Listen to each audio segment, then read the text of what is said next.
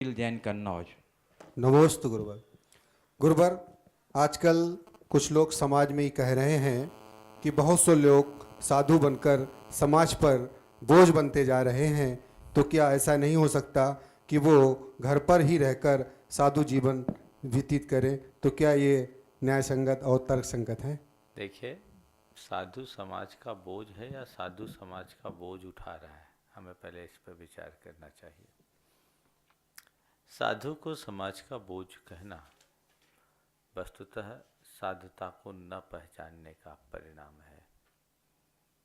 समाज का कल्याण अगर हो सकता है तो केवल साधु के बल पर हो सकता है। साधुओं के माध्यम से समाज में जो गुणात्मक परिवर्तन घटित होता है वह अन्यत्र नहीं, बशर्ते साधु में साधुता हो। निश्चित साधु वेश धारण करने के बाद भी जो साधुता से दूर होते हैं और जिनका समाज के लिए कोई लाभ नहीं होता, उनके विषय में आप इस तरह की अवधारणा फिर भी बना सकते हैं। लेकिन मेरी धारणा और मेरा खुद का अनुभव तो ये है कि साधु समाज के लिए बोझ नहीं, वरदान है। ऐसा कहते हैं, संत न होते जगत में तो जल जाता संसार। साधु बोझ नहीं, वरदान। क्यों? इसलिए कि साधु के माध्यम से समाज को दिशा मिलती है। दिशा देने वाले तो और भी लोग होते हैं, कोई भी विद्वान समाज को दिशा दे सकता है, लेकिन सामान्य व्यक्ति के दिशा दर्शन का समाज पर कोई असर नहीं पड़ता। और साधु के द्वारा दिया गया दिशा दर्शन श्रद्धालुओं के लिए ब्रह्म वाक्य बन जाता है। इसका कारण क्या है? सामान्य व्यक्ति यदि कुछ बोलता है तो वो शब्द होता है, और वही बात यदि संत के मुख से निकलती है तो वो मंत्र होता है, क्योंकि उनके मुख से निकलने वाला एक एक शब्द उनके अनुभव से शना होता है, और उस मंत्र की तरह असर करने वाले शब्दों का प्रभाव समाज में बहुत व्यापक होता है। आज समाज में जितनी कुरीतियाँ, विकृतियाँ, बुराइयाँ, व्यसन, पाप, पाखंड और अनाचार है, उन पर यदि अंकुश लग सकता है तो केवल साधुओं के मार्गदर्शन में ही। पर ऐसा उन्हीं के द्वारा होगा जो यथार्थ में साधु है। हमारे यहाँ साधु का जो स्वरूप है वो वही है जो अकिंचन हो, जैसे कुछ लेना देना न हो, जो समाज से ले चुल्लू भर और लौटाए दरिया भर। वो साधु समाज की शोभा है। ऐसे साधुओं ने ही समाज को संभाला है। भारत के संस्कृति के इतिहास को पलटकर हम देखते हैं तो भारत की संस्कृति राजा महाराजाओं और चक्रवर्तियों के कारण नहीं जानी जाती। भारत की संस्कृति सदैव ऋषि मुनियों और संतों के नाम से पहचानी जाती है, उनके नाम से जानी जाती है। और हमने ये भी देखा है कि बड़े बड़े राजा महाराजा और चक्रवर्ती भी साधु संतों के चरणों में अपना मत्था टेक कर अपने जीवन को कृतार्थ किए हैं। तो समाज को दिशा देने के लिए साधु जो सद्गुरु का रूप धारण करते हैं वो एक प्रकार से वरदान है। यदि साधु संतों का समागम नहीं होता तो समाज पता नहीं कहाँ चले जाती। भारत की संस्कृति में जो कुछ भी मौलिकता है वह सब साधुजनों के कृपा का फल है, और इसी का परिणाम है कि भारत विश्व गुरु कहलाने का हैसियत रखता है। अन्यथा ऐसा नहीं होता। इसलिए इस अवधारणा को बदलना चाहिए। हाँ, ये बात मैं जरूर कहता हूँ कि जो साधु बने वो साधु रहे, उसकी साधुता हो। साधु अपनी वाणी से ही उपदेश दे ऐसा कोई जरूरी नहीं, उसकी चर्या भी बहुत कुछ उपदेश दे देती है। जबकि नश्वरता का सच्चा दिग्दर्श कराने वाला है वो साधु जो ले कम दे अधिक, जिसकी अपनी वैयक्तिक कोई आकांक्षा ना हो। साधु जो सब कुछ छोड़ दे वो साधु, और जो समाज के लिए अपना सर्वस्व अर्पित कर दे वो साधु। तो ऐसे साधु को कभी मैं बोझ नहीं मानता। मैं तो समझता हूँ समाज को बोझ को कम करने के लिए हमें ऐसे साधुओं का समागम पाना चाहिए और अपने जीवन को आगे बढ़ाना चाहिए। नमस्ते। श्री मनोज जैन कन्नौज, जो बड़े मंटो के रूप में जाने जानते हैं, और बता दूं कि इस पूरी पद यात्रा में इनका रोल एक संघपति का रोल है। जोरदार करते दिन से इनका नमस्ते गुरुदेव। मनोज। गुरुदेव, मेरा प्रश्न है, जैन धर्म के अनुसार आर्ट ऑफ लिविंग कैसे होना चाहिए ताकि समान से समान व्यक्ति उसका निर्वह कर सके? धर्म है क्या? आर्ट ऑफ लिविंग ही तो है। उसको हिंदी में बोलो तो जीवन जीने की कला। धर्म और कुछ नहीं बताता, धर्म जीने का सलीका बताता है। अच्छे तरीके से जियो।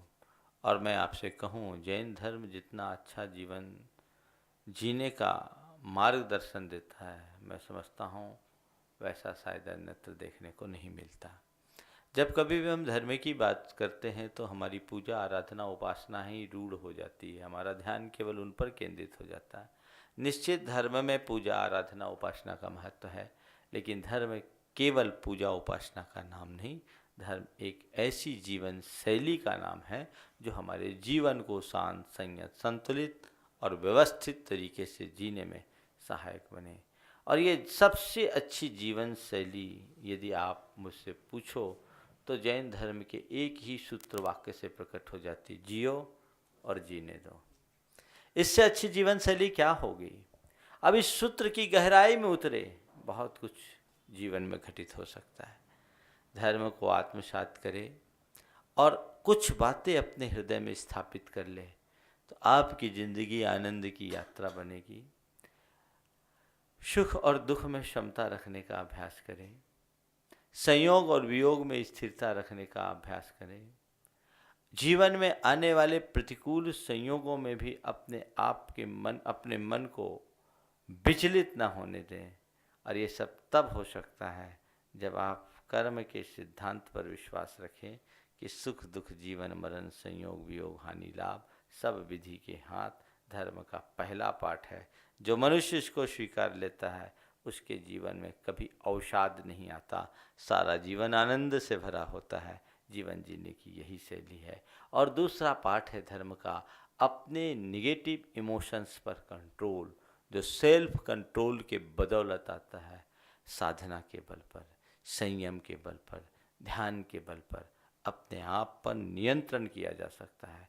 स्वाध्याय और सत्संग भी उसमें एक बहुत बड़ा निमित्त बनता है, और ऐसा व्यक्ति कर ले तो उसके जीवन में आमूल चूल परिवर्तन घटित हो सकता है। श्रीमती आशा गंगवाल लखनऊ, और उसके बाद रहेंगी कमला काला लखनऊ। तब तक एक ऑनलाइन प्रश्न है गुरुदेव कि अशुभ परिणाम को रोकने का उपाय बताइए। प्रश्न पूछ रही हैं श्रीमती साधना जैन, दुर्ग, छत्तीसगढ़ से। देखिए, अशुभ परिणाम को रोकना है तो इसका सबसे अच्छा उपाय है कि अपने आप को शुभ में इंगेज रखें।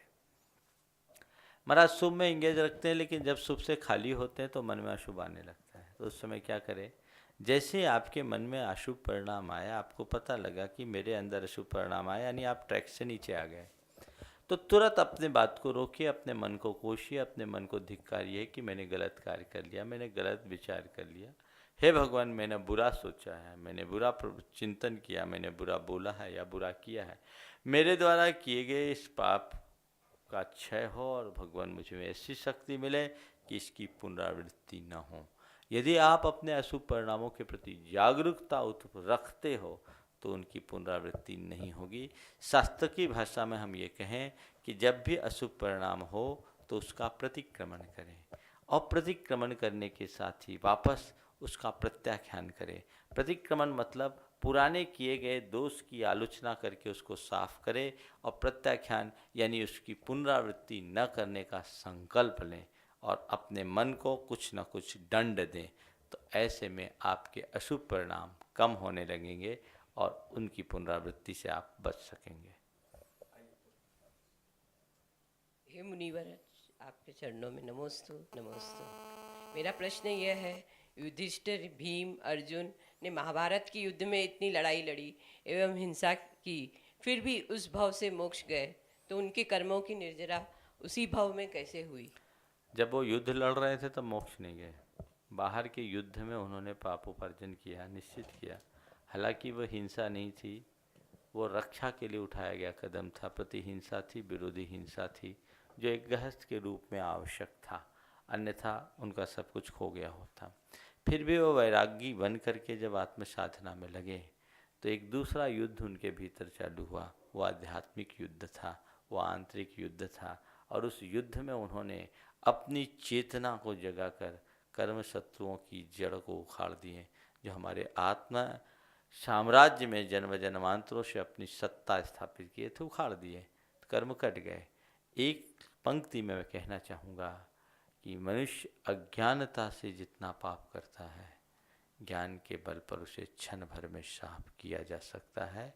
वे युद्ध में लड़े तब तक संसार के लिए लड़ते रहे, भीतर मुड़े तो अपने भीतर के शत्रुओं का हमेशा हमेशा के लिए संहार कर दिया, मोक्ष प्राप्त कर गए।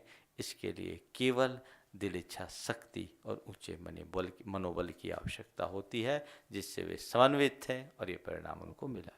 श्रीमती कमला काला, तब तक एक ऑनलाइन क्वेश्चन है गुरुदेव। कमल चंद राव का कानपुर से पूछ रहे हैं कि श्रीफल ही श्री महाराज जी के चरणों में क्यों चढ़ाया जाता है, अन्य फल क्यों नहीं चढ़ाया जाता? श्रीफल, ऐसे फल तो कोई भी हो, लेकिन श्रीफल श्रीफल है। श्री केवल ज्ञान का प्रतीक है, वो फल जो हमें परम ज्ञान दे। श्री को समृद्धि का प्रतीक माना जाता है, लेकिन श्रीफल चढ़ाने के पीछे मेरे मन में कुछ और भी बात आते हैं। श्रीफल एक ऐसा फल है जिसमें पानी होता है। श्रीफल में पानी क्यों होता है पता है आपको?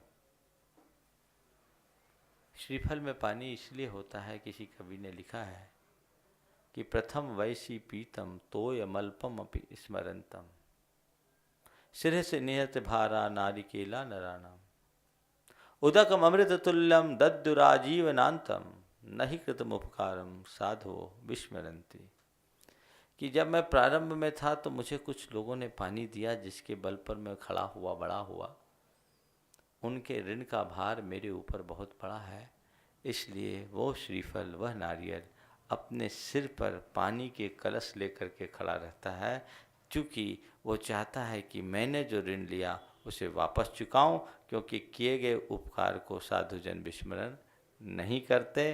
तो ये कहते हैं कि श्रीफल कृतज्ञता को ज्ञापित करने का प्रतीक है। हम गुरु चरणों के, भगवान के चरणों में श्रीफल अर्पित करते हैं, इस भाव से कि हम आपके प्रति कृतज्ञता व्यक्त कर रहे हैं। आपके निमित्त से मुझे जीवन की दिशा मिली, दृष्टि मिली, उद्धार हुआ। हम आपके चरणों के दासानुदास हैं। श्रीफल के माध्यम से ऐसी कृतज्ञता प्रकट होती है। दूसरा कारण, श्रीफल एक ऐसा फल है जिसको आप बजाओ तो बचता है, बचता है सूख जाने के बाद। वो इस बात का द्योतक है कि श्रीफल की ऊपर की नरेटी खोपड़ी अलग है और अंदर का गरी गोला अलग है। इसी प्रकार ये आत्मा अलग है, शरीर अलग है। आत्मा और शरीर की भिन्नता का बोध कराता है ये श्रीफल। तो उस वीतराग विज्ञान के धनी भगवान के चरणों में हम वो श्रीफल चढ़ाते हैं, इसलिए इसे श्रेष्ठ फल कहा जाता है। और भी कई एंगल से इसे देखा जा सकता है। आगे। नमोस्तु मुनिश्री, मेरा प्रश्न यह है कि सम्यक दर्शन, सम्यक ज्ञान और सम्यक चारित्र का वर्तमान काल में क्या महत्व है? क्या व्यवहारिक सांस्कारिक जीवन में इसे कैसे अपनाया जाए? देखिए, सम्यक दर्शन, सम्यक ज्ञान, चरित्र का हर देश काल में महत्व है। हमारे जीवन का कल्याण तभी होगा जब तक हम अपने जीवन के प्रति सही दृष्टि न रखेंगे, जीवन को हम सही तरीके से जानेंगे नहीं, और जिसे देखा, जैसी श्रद्धा की, जैसा जाना वैसा आचरण नहीं करेंगे तो कल्याण नहीं होगा।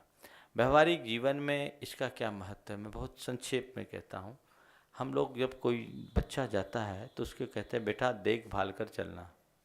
इसका मतलब क्या है? देखभाल कर चलना, इसका मतलब क्या? चलना है तुमको, अपने गंतव्य तक जाना, तो देखना, ये सम्यक दर्शन का प्रतीक है। भालना, समझना, ये सम्यक ज्ञान का प्रतीक है। और चलना यानी चारित्र का प्रतीक है। बिना देखे चलोगे तो गर्त में गिरोगे, बिना विचारे चलोगे तो परेशानी में पड़ोगे, और चलोगे नहीं तो कहीं नहीं पहुँचोगे। तो देखभाल करके चलने का नाम ही सम्यक दर्शन ज्ञान चारित्र है। संसार के क्षेत्र में चलो तो वहाँ भली प्रकार देखभाल करके चलो, और परमार्थ के क्षेत्र में चलो तो भली प्रकार देख समझ करके चलो, तभी बेड़ा पार होगा। मोहित जैन कन्नौज और सौम्य जैन कन्नौज, तब तक एक ऑनलाइन क्वेश्चन है गुरुदेव कि श्रीमती पुष्पा वाकलीवाल रांची से पूछ रही हैं, आजकल आयुर्वेदिक दवाइयों का असर कम होता जा रहा है, तो क्या व्रती एवं साधुजन एलोपैथिक एवं होम्योपैथिक दवाइयाँ ले सकते हैं? देखिए, मेरी धारणा के अनुसार हम पैथी से नहीं बंधे, हम अहिंसा से बंधे। अगर आयुर्वेद की दवाई के उत्पादन में भी अगर हिंसा है तो हमें नहीं लेना चाहिए। और यदि कोई दवाई शुद्ध रीति से बनी हुई है, जिसमें आपके किसी भी व्रतों में दोष नहीं लगता, तो उसे लेने में मेरी दृष्टि में कोई दोष नहीं है। नमोस्तु महाराज जी, मेरा प्रश्न ये है उधर देखिए। हाँ। मेरा प्रश्न ये है कि आजकल इतनी सारी टेक्नोलॉजी आ गई हैं, तो हम कैसे अपने जैन धर्म को सबको बता सकते हैं? देखिए, टेक्नोलॉजी से धर्म को कभी नुकसान नहीं है, टेक्नोलॉजी के मिसयूज़ से नुकसान है। बल्कि मैं कहता हूँ कि टेक्नोलॉजी के माध्यम से जैन धर्म की बात को और अच्छे से बता सकते हैं। ये पारस चैनल के माध्यम से जो लाइव प्रोग्राम है, ये टेक्नोलॉजी की ही तो देन है। अगर टेक्नोलॉजी नहीं होती तो घर पर बैठे कैसे कर लेते। ये टेक्नोलॉजी का कमाल है कि दूर दराज में भी लोग आज ऑनलाइन धर्म की बातें सीख रहे हैं। तो टेक्नोलॉजी बुरी नहीं है, टेक्नोलॉजी का यूज गलत ना हो। यदि व्यक्ति का विचार और विवेक शुद्ध है, जागृत है, तो उस मनुष्य को कोई भी टेक्नोलॉजी हो कभी गड़बड़ नहीं हो सकता। और सारी टेक्नोलॉजी अच्छे के उद्देश्य से ही बनाई जाती है। लेकिन ये बात अलग है कि लोग अच्छे का भी बुरा उपयोग कर लेते हैं। वो लोगों की कमी है, टेक्नोलॉजी की नहीं। इसलिए मैं टेक्नोलॉजी का विरोधी नहीं हूँ, पर टेक्नोलॉजी का जो गलत इस्तेमाल है उससे बचने की सलाह जरूर देता हूँ। चलिए, सौम्य जैन, कन्नौज। नमोस्तु महाराज जी। महाराज जी, एसी, कूलर, हीटर के मध्य ध्यान समाहित की जाती है, एकाग्रता भी अच्छे से बनती है, लेकिन इन सब चीज़ों का त्याग करने को क्यों कहा जाता है? एसी, कूलर ध्यान करने में अनुकूल बनता है, लेकिन ध्यान रखो, मैं एक ही पंक्ति में कहता हूँ कि एयर कंडीशन में ध्यान नहीं होता, फेयर कंडीशन में ध्यान होता है। क्या बताया? एयर कंडीशन में ध्यान नहीं होगा, फेयर कंडीशन में ध्यान हो। तुमने ध्यान किया शरीर और आत्मा की भिन्नता का और सब प्रकार की अनुकूलता बनाकर, और बाहर आए तो एयर कंडीशन में बैठ के ध्यान कर रहे हो, शरीर भिन्न है, आत्मा भिन्न है, शरीर भिन्न है, आत्मा भिन्न है। बाहर आए एक मच्छर काटा तो खेद है, खिन्न है, क्या ध्यान होगा? जब तक मनुष्य कष्टों को सहन करने में समर्थ नहीं होता, तब तक मजबूत नहीं होता। हमारे आचार्यों ने लिखा, दुख भाविदम नानम दूहे जादे विनश्यति तमहा जहा बलम जोई भाव दुखस्य भावना। बिना दुख के जो ज्ञान पाया जाता है वो दुख आने पर विलीन हो जाता है। इसलिए हे योगी, जब तक तुम्हारे अंदर सत्य है, दुख सहन करने की भावना, भाव, कष्टों को सहन करो। एसी और कूलर में रहने वाले लोगों को अगर 2 मिनट लाइन चले जाती तो देखो उनकी हालत कैसी हो जाती है। इसलिए अभ्यास बनाओ, प्रैक्टिस करो, अपने आप अपने भीतर सहन करने की शक्ति विकसित करो। उन लोगों को देखो कि वो लोग अपना जीवन कैसे व्यतीत करते हैं जिनके पास ये सब साधन नहीं है, सिर छुपाने को छत भी नहीं है, लेकिन वे भी कुशलता से अपना जीवन जीते हैं। तो हम क्यों नहीं जी सकते हैं? अपने शरीर के रेजिस्टेंस को स्ट्रॉन्ग किया जा सकता है और ध्यान के बल पर और ज़्यादा। एक बात बताऊं, ध्यान का सबसे प्रारंभिक लाभ क्या है? फिजिकल और मेंटल रिक्वायरमेंट को रिड्यूस करना। ध्यान की गहराई में व्यक्ति अगर पहुँचे तो वो अपने सब प्रकार की शारीरिक और मानसिक आवश्यकताओं को कम करने में समर्थ हो सकता है। तो प्रैक्टिस चाहिए और इसी प्रैक्टिस के बदौलत सब कुछ होगा। इसलिए मैं उसे प्रशंसनीय ध्यान नहीं कहूँगा जो सब प्रकार की अनुकूलता जुटा के किया जाए। यथार्थ ध्यान वो है जो खुले आसमान के तले एकदम फेयर कंडीशन में हो। वो व्यक्ति की कंडीशन ही फेयर हो जाएगी। श्रीमती आरती जैन, कन्नौज, आमंत्रित कर रहा हूँ। बंधुओं, आप जान रहे हैं कि जब से इलाहाबाद से यह पद यात्रा प्रारंभ हुई है, श्रीमती आरती जैन अतिशम भाग व्रत में बहुत ही समर्पण के साथ लगी हुई हैं। जोरदार करतल ध्वनि से इनका आह्वान कर लीजिए। श्रीमती आरती।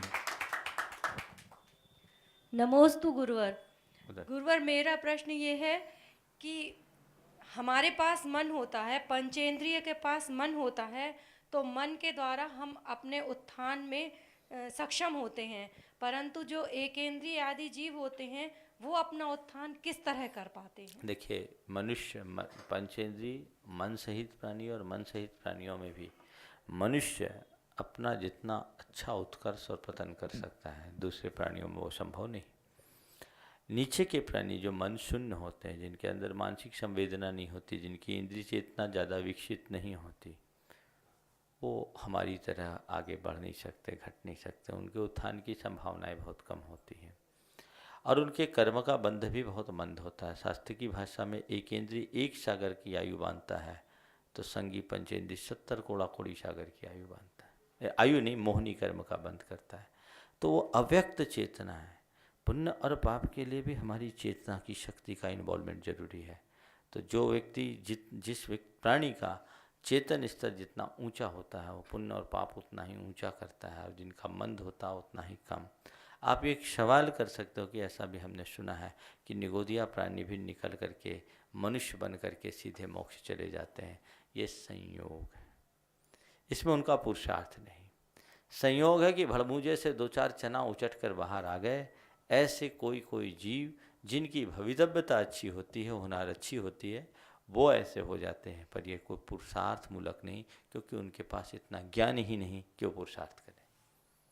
बंधुओं, जैसा कि आप जानते हैं कि इस पद यात्रा का संचालन श्री चिंतामणि सवाई लाल परिवार कन्नौज मुंबई और कन्नौज जैन समाज के स्वजन से हो रहा है, तो मुंबई परिवार से आज हमारे बीच पधारी हैं श्रीमती पद्मा जैन। मैं उन्हें आमंत्रित कर रहा हूं आज प्रश्न के लिए। एक बार जोरदार करताल ध्वनि से आप इनका अभिनंदन कर दीजिए बंधु। श्रीमती पद्मा जैन, मुंबई। नमोस्तु गुरुवर। ज्ञानावर्णी, दर्शनावर्णी, मोहनी और अंतराय के बीच में, ये घातिया कर्म के बीच में वेदनीय कर्म को बीच में किस कारण से रखा गया है? वेदनी कर्म को बीच में इसलिए रख दिया गया कि वेदनी कर्म मोहनी के रहने पर बहुत आकुलता देता है। जब मोह का उदय होता है तो थोड़ी बहुत भी अनुकूलता हो, हमें अनुकूलता या प्रतिकूलता हो, हमें प्रभावित करते हैं। तो मोह के संसर्ग से वेदनी कर्म अघातिया कर्म होने के बाद भी घाती की तरफ परेशान करता है। इसलिए वेदनी कर्म को मोहनी कर्म के पूर्व घातिया के बीच में दे दिया। इन्हीं के परिवार से संबद्ध श्रीमती जया जैन कन्नौज से आज पधारी। मैं उन्हें आमंत्रित करता हूं, आप इनका भी अभिनंदन कर दीजिए करतल ध्वनियों से। आइए श्रीमती जया जैन कन्नौज। महाराज जी, इससे पहले थोड़े दिन पहले पदमपुरा गए थे। वहाँ पे बहुत भूत पीड़ितों के लोग बाग आते हैं। बच्चे इतने डर गए कि उन्होंने ना हम लोगों को दर्शन करने दिए, ना खुद दर्शन करे। तो उनका भय कैसे दूर किया जाए? मतलब हम भी बहुत भयभीत हैं। अब पदमपुरा के बारे में मैंने सुना है, जब तक मैं वहाँ जाके देखूंगा नहीं, वहाँ का एक्सपीरियंस मुझे नहीं होगा, तब तक मैं इस विषय में कुछ नहीं बोल पाऊँगा। लेकिन मैं ये कहता हूँ, वहाँ के बारे में बहुत सुना है। जब मैं जाऊँगा, देखूँगा, तभी कुछ बता पाऊँगा। लेकिन एक दूसरी बात मैं ये कहता हूँ, कुछ इस तरह का मानसिक प्रभाव भी होता है कि जाकर के व्यक्ति के साथ ऐसा होने लगता है। वहाँ के विषय में अभी मैं कुछ भी नहीं कह सकूँगा।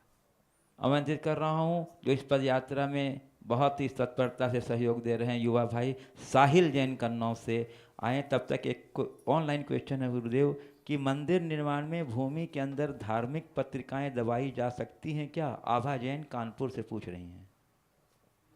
नहीं दबाना चाहिए, इसको दबाने का औचित्य मुझे समझ में नहीं आता। महाराज जी नमस्ते। महाराज जी, मेरा प्रश्न ये है कि आपके कहने के अनुसार मंदिर का निर्माण कराने वाले को पुण्य की प्राप्ति है भवों तक होती है, और जिसके पास सामर्थ्य ना हो तो वो कैसे पुण्य की प्राप्ति कर सकता है? देखो, जिनके पास सामर्थ्य हो मंदिर बनाए और भव के लिए पुण्य अपनाए, और जिनके पास सामर्थ्य न हो घबराए नहीं, वो अपने जीवन को मंदिर बना दे, भव में पूजा जाएगा। तो मंदिर बनाओगे तो भवांतरों के लिए पुण्य पाओगे। यहीं खड़े हो जाओ, ध्यान से सुनो। मंदिर बनाओगे तो भवांतरों के लिए पुण्य पाओगे, और जीवन को मंदिर बनाओगे तो भवांतरों के लोग भवांतरों में पूजे जाओगे। क्या करना चाहते हो? ठीक है, श्रावक लोग मंदिर बनाते हैं और साधु अपने जीवन को मंदिर बनाते हैं। ठीक है, रहने दीजिए। साधु अपने जीवन को मंदिर बनाते हैं, कौन बड़ा है? ठीक। दूसरी बात, महाराज ऐसा कैसे करे? अपने जीवन को त्याग संयम के क्षेत्र में ले जाओ, और जो अच्छा कार्य करे उसका अनुमोदन करो। तुम नहीं कर पा रहे हो और कोई कर रहा है तो उसकी आलोचना मत करो, अहो भाग्य समझो, आहा इन्होंने कितना अच्छा कार्य किया, बहुत अच्छा कार्य किया, साधु कार्य किया। हे भगवान, इनके ऐसे ही कार्य होते रहे और मेरे अंदर भी सामर्थ्य है कि मैं भी ऐसे अच्छे अच्छे कार्य करूं। तो उस भावना के बल पर ऐसा पुण्य का उपार्जन होगा कि बड़े बड़े कार्य कर लो। और एक बात बोलूं, सामर्थ्यवान मंदिर नहीं बनाता, भावना के बल पर मंदिर बनता है। सामर्थ्यवान मंदिर नहीं बनाता, भावना के बल पर मंदिर बनता है। आप कभी जबलपुर गए हो? मड़िया जी इतना बड़ा तीर्थ क्षेत्र है, उसको किसने बनाया? कोई करोड़पति अरबपति सेठ ने। एक पीशनहारी महिला ने, पीशनहारी यानी जो चक्की पीस कर अपना पेट पालती थी, अपना परिवार का पेट पालती थी, लोगों के घर घर का आटा पीसती थी हाथ की चक्की से, और उससे जोड़ कर उसने जो पैसा कमाया उससे एक मड़िया बनाई, और आज वो मड़िया सुरम्य तीर्थ के रूप में परिवर्तित हो गई। समझ गए? इसलिए भावना अगर तुम्हारे पास है तो सामर्थ्य हो या ना हो, पैसा हो या ना हो, भावना तुम्हें इतना समर्थ बनाएगी कि एक नहीं अनेक मंदिर बनाने का सौभाग्य प्राप्त कर। हाँ, श्रीमती किरण जैन लखनऊ। और तब तक ऑनलाइन क्वेश्चन पूछ गुरुदेव। मानचेस्टर लंदन से श्रीमती आरती जैन कन्नौज के सुपुत्र पुलकित जैन का एक प्रश्न आया है गुरुदेव कि मैं तो महाराज जी का आहार विहार कुछ भी नहीं करा पा रहा हूँ, तो क्या मैं मम्मी को शिखर जी ले जाऊँगा तो मुझे कुछ पुण्य मिल जाएगा? देखो, आहार विहार नहीं कर पा रहे हो, मम्मी को शिखर जी ले जाओगे तो निश्चित पुण्य होगा। और ये भाव रखो कि जब मैं समर्थ होकर आगे आऊँ, अपने माता पिता के धार्मिक कार्यों में जितना बन सके योगदान दूं और उनके आदर्शों के अनुरूप चल पाऊँ। रहा सवाल आहार विहार में शामिल न होने का, मुझे बहुत खुशी है कि मैनचेस्टर में बैठने के बाद भी इस तरह की भावना मन में उभर रही है। ये एक बड़े शुभ संस्कार है और निश्चित तुम्हारे परिवार और खासकर तुम्हारी माँ के संस्कारों का ये प्रतिफल है। ये संस्कार जगना चाहिए। लेकिन इस बात को कभी नहीं भूलो, जब हम कोई काम खुद न कर सके और करने की अनुकूलता ना हो और मन में इच्छा हो, तो उस कार्य की अनुमोदना करने पर भी हमको वही लाभ मिलता है। तुम्हारी मम्मी और तुम्हारे परिवार के लोग इस कार्य में लगे हैं, तुम वहाँ से बैठे बैठे अनुमोदना करो कि वो इस कार्य में अच्छे से अच्छा करता रहे। शिखर जी से जो पुण्य पाओगे सो पाओगे, घर बैठे सीधा पुण्य तुम्हारे अकाउंट में चला जाएगा। श्रीमती किरण जैन लखनऊ। माइक। मेरा प्रश्न ये है कि सामायिक करते समय किन किन उसको बात का ध्यान रखना चाहिए, मतलब शुद्धियों का? देखिए, योग दुख प्रणिधानादर स्मृत्युनुपस्थानानि, सामायिक के 5 अतिचार हैं। मन वचन काय की व्यग्रता को बचाना चाहिए, अपनी स्मृति को ठीक बनाए रखना चाहिए और अपने समाज सामायिक के प्रति उत्साह बरकरार रखना चाहिए, अनुत्साह नहीं होना चाहिए। ऐसा आप करेंगे, आपका सामायिक शुद्ध होगा। चलिए, एक ऑनलाइन क्वेश्चन है गुरुदेव कि दीक्षा जैन महसरूल नासिक से पूछ रही हैं, श्री कृष्ण भविष्य में तीर्थंकर हैं और हम भी भविष्य के लिए तीर्थंकरों की भी पूजन वंदन करते हैं, तो क्या वर्तमान में तीर्थंकर न होने पर भी उनकी जय करने में मिथ्या तो दोष लगेगा? देखिए, हमारे यहाँ जो जिस रूप में है उसको उस रूप में पूजा जाता है। श्री कृष्ण जैन परंपरा के अनुसार आगामी 14वीं के 16वें तीर्थंकर होंगे। जैन परंपरा के अनुसार प्रत्येक काल चक्र में 24 ही तीर्थंकर होते हैं। ऋषभदेव से महावीर पर्यंत जो स्थान पाए, आने वाली 24वीं में श्री कृष्ण को वो स्थान होगा। वर्तमान में श्री कृष्ण 9वें नारायण के रूप में जैन परंपरा में आदरित रहे हैं और नारायण में वो एक योगी के रूप में प्रस्तुत हुए, लेकिन आगे चल कर के वो तीर्थंकर के रूप में बनेंगे। तो जब हम तीर्थंकर को पूजेंगे तो तीर्थंकर के रूप में पूजेंगे, राजा के रूप में नहीं। तो तीर्थंकर बीच रहा श्री कृष्ण की आप जय बोलो, कोई दोष नहीं। श्रीमती मीना काला लखनऊ और उसके बाद तैयार रहेंगी श्रीमती अर्चना लखनऊ। नमोस्तु गुरुवर। मेरा प्रश्न ये है कि जो हम दान देते हैं वो उधर देख के जो हम दान देते हैं वो हमारे पतियों के द्वारा किया हुआ कमाया हुआ होता है और वो है, और हमारी इच्छा बहुत होती है कि हम और कुछ भी कर सकें, तो इसके लिए हमको क्या करना है? कुछ नहीं है, पति को इतना प्रेरणा देते रहो कि पति खूब देते रहे। पति को इतना उत्साहित करो कि जितना आप चाहती हो उससे ज़्यादा दे, ठीक। तो लेकिन देते शायद हैं। आपके प्रश्न का भाव ये हो कि महाराज हम लोगों की लिमिट होती है और हम लोग उसी में से दान कर सकते हैं, देने की भावना ज़्यादा होती है, क्या करें। निश्चित दान देने की भावना होनी चाहिए, और पति जो दे उसमें से आप जितना अच्छे से अच्छा उपयोग कर सके करें। चोरी करके दान न दे, और ऐसा दान न दे जिससे घर में झगड़ा हो जाए।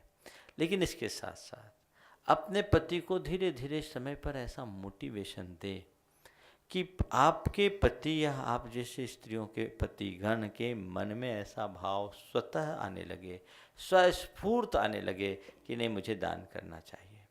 उन्हें दान की वास्तविक महिमा बताओ। दान का फल ये मत बताओ कि दान देने से हमारा धन बढ़ेगा। उन्हें ये बताओ कि आप धन कमा रहे हैं, इसमें पाप का उपार्जन भी हो रहा है। आपके द्वारा अर्जित धन तो यहीं छूट जाएगा, लेकिन ये अर्जित पाप भवांतरों में जाएगा। सबके नाम पर आप जो पैसा के पीछे पाप कमा रहे हो, वो पैसे को भोगने में सहभागी भले बनेंगे, पाप तो आपको अकेले ही भोगना पड़ेगा। और पैसे का हम कितना उपयोग करेंगे, इससे अच्छा है कि आज हमारे पास जो पैसा है उसका उपयोग करें, उपभोग करें। उनके हृदय में ऐसी भावना जगा दो तो जो आप सोचती हो उससे कई गुना लाभ मिल सकता है। और हाँ, वो देते ही हैं तो बस उसमें सहयोग करिए। आपकी ही बात नहीं कह रहा हूँ, मैं सबकी बात कर रहा हूँ। और मैं निश्चित मानता हूँ कि आप जैसी स्थिति 90% महिलाओं की होती होगी, क्योंकि अक्सर ये देखा जाता है पुरुष भी महिलाओं की प्रेरणा से ही ज़्यादा दान देते हैं। स्वस्फूर्त प्रेरणा से दान देने वाले पुरुषों की संख्या थोड़ी कम दिखती है। फिर भी ऐसी प्रेरणा और भावना यदि मन में जागृत होती है तो निश्चित बहुत ही सुंदर बनेगी और जीवन के लिए कल्याणकारी होगी। श्रीमती अर्चना लखनऊ। उसके पूर्व एक ऑनलाइन क्वेश्चन 2-3 दिन से आ रहा है। पूज्य गुरुदेव, विजय गंगवाल जो गुवाहाटी जैन समाज के महामंत्री हैं, उनका प्रश्न आया है कि जैन धर्मानुसार भावों के अनुरूप फल मिलता है, तो क्रिया करने की क्या जरूरत है? बिल्कुल ठीक है, भावों के अनुरूप फल मिलता है, क्रिया करने की जरूरत नहीं है। जैन धर्म कहता है भावों से फल मिलेगा। सब काम भावों से करोगे तो भावों से फल मिलेगा। फिर रोटी भी भावों से खा लो, तुम्हारा काम खत्म। अगर कोई काम तुम क्रिया से करते हो तो संत कहते हैं जो क्रिया से ऊपर उठ गया उसे भाव से काम चल जाएगा। लेकिन जो क्रिया में जी रहे हैं उन्हें विक्रिया से बचना होगा, सत्क्रिया करना होगा। अपनी विक्रिया से बचो, सत्क्रिया करो, अन्यथा कोई काम नहीं होगा। तो ये क्रिया वो प्रक्रिया है जिससे जीवन का कल्याण होता। बहानाबाजी ठीक बात नहीं। नमोस्तु गुरुवर, नमोस्तु गुरुवर। मेरा प्रश्न है कि यदि सामने वाला कोई हमसे दुर्वचन या दुर्व्यवहार करता है तो उस समय हमारे भाव बहुत खराब हो जाते हैं। तो उस समय हम अपने भावों में कैसे समता लाएं, जबकि हम जानते हैं कि हमें समभाव रखना चाहिए, पर उस समय वो नहीं रहते हैं। तो उस समय ऐसा कौन सा प्रयत्न करें कि हमारे भाव देखिए, समता। कोई व्यक्ति दुर्वचन बोल रहा है, दुर्व्यवहार कह रहा है, और प्रायः दुर्वचन या दुर्व्यवहार का शिकार मनुष्य उनके ही होता है जिनसे उनका कोई नाता होता है। तो हम पहली बार शिकार बने ऐसी बात तो नहीं। देख रहे हैं कि सामने वाला ऐसा ही बोलता है तो उसके प्रति अपना दृष्टिकोण बदल लो, सोच लो ये इनका नेचर है। एक बहन जी मेरे पास आई थी, उन्होंने एक दिन बहुत दुखी मन से कहा महाराज जी कोई उपाय बताइए। बोले क्या हो गया? बोले अब बर्दाश्त नहीं होता। क्या है? बोले हमारे जो पति हैं बहुत ऊल जलूल बोलते हैं महाराज, बहुत गंदा गंदा बोलते हैं, बर्दाश्त नहीं होता। बोले पति है, सहन करो। बोले महाराज जी सहन करने की सीमा है। क्या बोलते? बोले बहुत गंदा बोलते हैं, गालियां देते हैं महाराज बुरी बुरी। अच्छा, कितने साल से, शादी के कितने साल हो गए? बोले महाराज जी 28 बरस हो गए। बोले 28 बरस से बर्दाश्त करते आ रही, थोड़े दिन और बर्दाश्त कर लो। फिर मैंने उनसे एक बात कहा, संयोगतः जिस जगह में था उस गांव में एक पागल घूमता था, और पागल बड़ी भद्दी भद्दी गालियां देता था। तो मैंने पूछा तुम अभी घर से मंदिर आई, रास्ते में वो पागल कभी मिला तुम्हें? बोले मिला। बोले क्या बोलता? बोले गालियाँ देता है। बोले बुरी बुरी गालियाँ देता है। अच्छा, बुरी बुरी गालियाँ देता है। अरे तुम्हारे पति वैसी गाली? नहीं महाराज, वैसी गाली तो नहीं देते हैं, वो तो बहुत बुरी गाली देता है। अच्छा, आज तुम आ रही थी तो तुम्हें उस पागल ने गाली दी? बोले रोज देता है, जब भी उधर से निकलती हूँ और मैं क्या जो निकलता उसको गाली देता है। मुझे आज तुम्हें दिया? बोले दिया। बोले तुमको गुस्सा आया? बोले नहीं आया। क्यों नहीं आया? बोले वो पागल है। मैंने पूछा तुम्हें गुस्सा आया? बोले नहीं आया। बोले क्यों नहीं आया? बोले पागल है। हमने कहा समझ लो तुम्हारा पति भी जब उल्टा सीधा बोलता है समझ लो पागल है, गुस्सा आना खत्म हो जाएगा। सामने वाले का नेचर मान लो, समझ लो उसका दिमाग ढीला हो गया है, मन में क्षमता आ जाएगी। जब हम सामने वाले को नहीं बदल सके तो उसके प्रति अपने दृष्टिकोण को बदल लेना चाहिए। सुखी होने का यही मार्ग और मंत्र है। श्री उत्तम चंद जी जैन कन्नौज, और तब तक एक ऑनलाइन क्वेश्चन है गुरुवर। राजकुमारी जैन लखनऊ से पूछ रही हैं, महिलाएं अशुद्ध अवस्था में यदि सपने में धार्मिक अनुष्ठान आदि के कार्य देखती है तो क्या उसको दोष लगेगा? देखिए, सपने में अगर आप ऐसा देखते हैं कि मैंने अशुद्ध अवस्था में धार्मिक अनुष्ठान में अपनी सहभागिता कर ली तो इसका प्रायश्चित लेना चाहिए। पर आप अशुद्ध अवस्था में हैं और आपको ऐसा सपना आ रहा है कि हम किसी धार्मिक अवस्थान में शामिल हो रहे हैं और आप शुद्ध हो, तो आपने अशुद्ध अवस्था में कहाँ किया? आपने तो शुद्ध अवस्था में किया, फिर कोई दोष नहीं। गुरु नमस्ते। माइक मुंह में लगाओ। हाँ। कुछ लोग कहते हैं हम तो घर में इतनी रोशनी कर लेते हैं कि मानो दिन निकल आ रहा हो, फिर ऐसे में भोजन करने में कितने दोष लगते हैं? क्या बोला? हम घर में ही इतनी रोशनी कर लेते हैं कि ऐसा प्रतीत होता दिन निकल गया है ना, तो फिर रात्रि भोजन का क्या दोष? ध्यान रखो, घर में कितनी भी रोशनी करो, एक ही बात आपको बोलता हूँ, जब गरम कपड़ा आप लोग निकालते ऊनी कपड़ा अलमारी से, तो सीधे पहनते कि पहले उसको धूप में सुखाते हो? धूप में सुखाते हो, उसको बड़ी बड़ी लाइट में सुखा करके देखो कभी। सूर्य के प्रकाश के अलावा संसार के किसी भी प्रकाश के स्रोत में वो बात नहीं है। सूर्य ही एक ऐसा प्रकाश का पुंज है जिसमें न केवल प्रकाश है अपितु प्रकाश के साथ साथ प्रासुकता भी है। अन्य प्रकाश के माध्यम से चीज़ों को सुखा सकते हो पर उसकी दुर्गंध नहीं हटा सकते। सूर्य के प्रकाश का ये प्रताप है कि गंदी सी गंदी जगह में 2-4 दिन सूर्य की किरणें पड़ जाए तो वो एकदम शुद्ध हो जाती है, वो प्रासुकता आती है। विज्ञान कहता है कि सूर्य की किरणों में जो अल्ट्रावायलेट रेज और इंफ्रारेड रेड होती है उसका ये असर होता है कि वहाँ उनका सूक्ष्म जीवों की उत्पत्ति नहीं होती और जो पहले से उत्पन्न होते हैं वो इधर उधर छिप जाते हैं। आप उजाला करो, रात में कीड़े आएंगे, दिन में उजाला हो कोई कीड़े आते हैं क्या?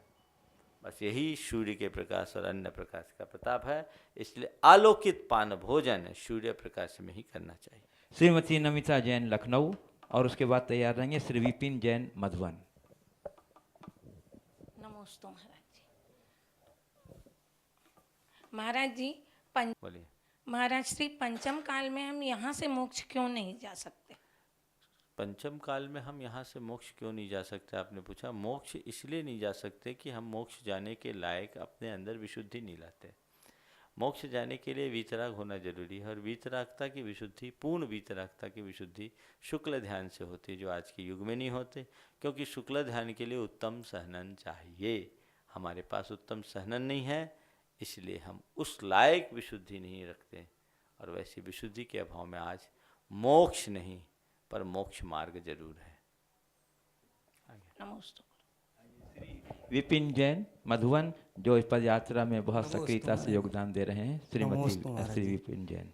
जैसे 24 तीर्थंकर भगवान है महाराज जी, महावीर भगवान का संदेश तो था जियो जीने देना, 23 भगवान का भी कोई संदेश है? सबका यही संदेश, सब भगवान का यही संदेश, जियो और जीने दो, यही धर्म का सार, यही धर्म का संदेश। श्री सुनील जी वाकलीवाल रायबरेली, जो अभी पूज्य गुरुदेव को रायबरेली लाने में बहुत ही कर्मठता से योगदान दिया है, जो एक बार जोरदार कर ध्वनि से हमारे नमस्ते महाराज जी। ये जब हम लोग स्थापना करते हैं तो जिनेंद्र लिखा रहता है, और उसके बाद जिनेंद्राय आता है। ये संस्कृत की भाषा का प्रभाव है। जब हम स्थापना करते हैं तो किसी को बुलाते हैं, बुलाते समय संबोधन विभक्ति का प्रयोग किया जाता है, हे जिनेंद्र। और जब हम स्वाहा या अर्घ नमः शब्द का प्रयोग करते हैं तो उसमें चतुर्थी विभक्ति का प्रयोग किया जाता है। तो अर्घ अधिक चढ़ाते समय स्वाहा बोलते हैं, नमः बोलते हैं, तो उस समय जिनेंद्राय या मुनीन्द्राय बना देते हैं। पूज्य गुरुदेव, SP जैन नासिक से एक प्रश्न पूछ रहे हैं कि 9 देवताओं में जिन चैत्यालय स्थावर जीवों की कोटि में आते हैं तो उनके गुण स्थान तो पहला हुआ, फिर भी हम जिन चैत्यालय का पूजन बंधन क्यों करते हैं? जिन चैत्यालय स्थावर जीवों की कोटि में नहीं आते। जिन चैत्यालय का जो निर्माण होता है वो पार्थिव वस्तुओं से होता है। उसमें स्थावर जीव आके रह जाए बात अलग है, लेकिन जो ईंट गारे आदि हैं उनको अचित्त माना जाता है। अचित्त से जिनालय का निर्माण होता है और उसके आश्रय से जीव जंतु आ जाते हैं। जीव जंतु तो सारे लोक में हैं। हम उस चैत्यालय के, उस मंदिर की पूजा करते हैं, मंदिर में रहने वाले एकेंद्रीय प्राणियों की नहीं। इसलिए मंदिर को देखें, उसके अंदर रहने वाले एकेंद्रीय प्राणियों को न देखें, मंदिर में विराजित भगवान को देखें। आप ये भी कह सकते हैं चैत्यालय तो बहुत दूर की बात, भगवान की मूर्ति है पत्थर की बनी, वो पत्थर भी पार्थिव, वो पृथ्वी का एक जीव है। तो हम पत्थर की भगवान की पूजा नहीं कर रहे, पृथ्वी का एक जीव की कर रहे हैं। तो हमें ये बताओ, तुम्हें वो पत्थर दिख रहा है कि भगवान? अगर पत्थर दिख रहे हैं तो तुम्हें मंदिर जाने की कोई फायदा है का, कोई लाभ नहीं, जरूरत भी नहीं। लेकिन अगर तुम्हें भगवान दिख रहे हैं, हमने भगवान की प्रतिष्ठा कर दी है पत्थर की उस मूरत में, तो वो हमारे पूज्य आराध्य आदर्श है। इसी तरह मंदिर को तुम ईंट गारों की इमारत के रूप में देखोगे तो वो तुम्हारा धर्मायतन नहीं है, लेकिन मंदिर को भगवान का निवास स्थान के रूप में, भगवान की निवास स्थान के रूप में देखोगे और अपने जीवन के कल्याण का एक प्रमुख आयतन के रूप में देखोगे, तो उस मंदिर के माध्यम से तुम बहुत कुछ पा सकते हो। मंदिर चूँकि धर्मायतन का एक मूल स्थान है जिसमें आकर हम अपने मन को पवित्र बनाते हैं और अपने जीवन को आगे बढ़ाते हैं, इसलिए मंदिर को 9 देवताओं में एक स्थान दिया गया है। पूज्य गुरुदेव, किरण अजमेरा इंदौर से पूछ रही हैं, क्या हम स्वास्थ्य के ऊपर प्लास्टिक का कवर चढ़ा सकते हैं? क्यों नहीं चढ़ा सकते, उसमें कोई दोष नहीं है। प्लास्टिक अशुद्ध नहीं है, पेट्रोलियम का बाय प्रोडक्ट है। आशीष जैन सतना से पूछ रहे हैं गुरुदेव कि मैंने एक स्वप्न देखा जिसमें महाराज श्री के ऊपर उपसर्ग हुआ, इसका क्या तात्पर्य है? कब देखा, किस समय देखा, कौन से महाराज के ऊपर देखा, ये देखो। महाराज के ऊपर उपसर्ग देखा, महाराज भागे तो नहीं उपसर्ग से, महाराज सह लिए तो समझ लो महाराज का कल्याण निश्चित है। पूज्य गुरुदेव, प्रमोद कुमार जैन पूछ रहे हैं, स्थान का नाम नहीं उल्लेख किया उन्होंने, कि अगर किसी स्थान पर किसी धर्मात्मा का मरण काल आ गया है और वहाँ कोई महाराज मौजूद नहीं है तो हमें क्या करना चाहिए? विवेकी श्रावकों को चाहिए कि उस व्यक्ति के लिए भगवान का नाम स्मरण कराए, अच्छे से उसे संबोधन दे, उसके भेद विज्ञान को पुष्ट करे और घर परिवार से, शरीर से, संसार से उसके मोह को कम कराकर भगवान का नाम सुमरते हुए इस देह को त्यागने की प्रक्रिया में जुटे, तो वह भी उसके कल्याण में निमित्त बन सकते हैं। तो गुरुदेव, विनीत जैन अम्बाला से पूछ रहे हैं, स्टूडेंट को अपने लाइफ में सफलता पाने और आगे बढ़ने के लिए क्या करना चाहिए? बहुत अच्छा प्रश्न पूछा है। स्टूडेंट को अपनी लाइफ में सफलता पाने और आगे बढ़ने के लिए क्या करना चाहिए? सबसे पहले अपना लक्ष्य बनाना चाहिए और दूसरी बात वैसा पुरुषार्थ जगाना चाहिए। पहली बात तो यह है कि अगर आपका पढ़ने का लक्ष्य और आगे बढ़ने का लक्ष्य है तो उसमें जो भी बाधक कारण है उनसे बचना चाहिए। व्यसन बुराइयों से अपनी संलिप्तता नहीं रखनी चाहिए, उनसे अपने आप को दूर करना चाहिए। उन तमाम निमित्तों से बचना चाहिए जो आपके लक्ष्य में बाधक हैं और केवल एक ध्रुव लक्ष्य को ध्यान में रखकर उसी तरफ बढ़ते जाना चाहिए। दूसरी बात, सफलता को पाने के लिए पॉजिटिव सोचना चाहिए, अपना कॉन्फिडेंस बहुत स्ट्रॉन्ग बनाना चाहिए। अगर आपका सेल्फ कॉन्फिडेंस स्ट्रॉन्ग है और एटीट्यूड पॉजिटिव है और आप पूरी तरह से उस कार्य को करने में अपने आप को समर्पित कर दिए, अपना 100% उसमें सौंपना चाहिए। और यदि कोई समस्या भी आए तो घबराना नहीं चाहिए, अपनी शक्ति को और आगे बढ़ा करके चलना चाहिए। सफलता की यही कुंजी है और इसी के बल पर मनुष्य आगे बढ़ सकता है। हजारीबाग से मुन्नू प्रसाद पूछ रहे हैं गुरुदेव कि मेरे 2 साल का बेटा है, वह थोड़ा मंद बुद्धि का है, हमें क्या करना चाहिए? आपके बेटा का अगर मंद बुद्धि है तो उसका जो भी मेडिकल ऐड हो ऐड तो लेना ही चाहिए, लेकिन उसको यदि आपको नमोकार मंत्र या आपका जो भी इष्ट मंत्र है उसके माथे पर उस मंत्र उच्चार के द्वारा अच्छी भावनाएं, अच्छे वेव्स छोड़ना चाहिए, जिससे उसके अंदर की बुद्धि कुछ निर्मल हो। लेकिन यदि किसी भी प्रकार की शारीरिक विकृति हो जो जन्मजात है तो उसको लेकर के बहुत ज़्यादा टेंशन नहीं लेना चाहिए, उसको लेकर के पॉजिटिव सोचना चाहिए और अपने मन को विकल्प से मुक्त कर देना चाहिए। इस प्रकार आज के शंका समाधान का सत्र यहीं पर परम पूज्य गुरुदेव के चरणों में नमन और आप सबको आशीर्वाद देते हुए मैं विराम कर रहा हूँ। बोलिए परम पूज्य आचार्य गुरु श्री विद्यासागर जी महाराज। बोलिए परम पूज्य 108 यूनिवर्सिटी प्रमाण सागर जी महाराज की, श्री विराट सागर जी महाराज की। नमोस्तु गुरुदेव, नमोस्तु गुरुदेव, नमोस्तु गुरुदेव।